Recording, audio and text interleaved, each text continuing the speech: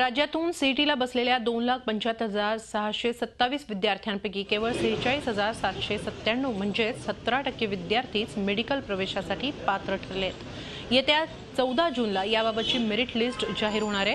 अंदाजे 1500 क्रमांकाच्या आत असलेल्या विद्यार्थ्यांना सरकारी वैद्यकीय कॉलेजमध्ये प्रवेश मिळण्याची शक्यता आहे, तर 1500 क्रमांकाच्या पुढे असलेल्या विद्यार्थ्यांना नीटसाठी प्रचंड मेहनत करावी लागणार आहे।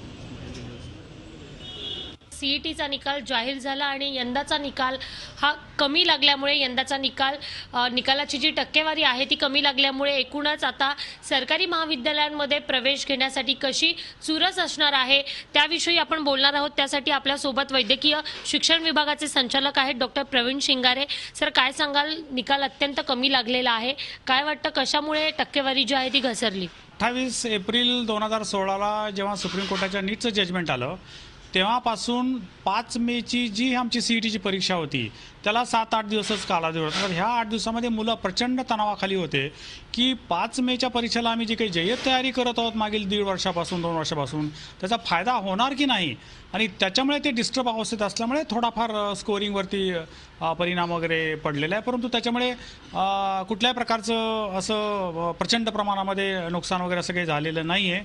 आम्हाला साधारण यावर्षीसुद्धा 46,000 मुलं आम्हाला वैद्यकीय आणि दंत अभ्यासक्रमासाठी उपलब्ध झालेली आहेत 2,77,000 मुलांच्या मधून।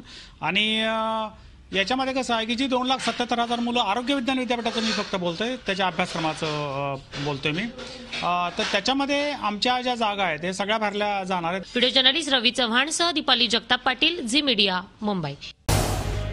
झी 24 तास रहा एक पाऊल पुढे।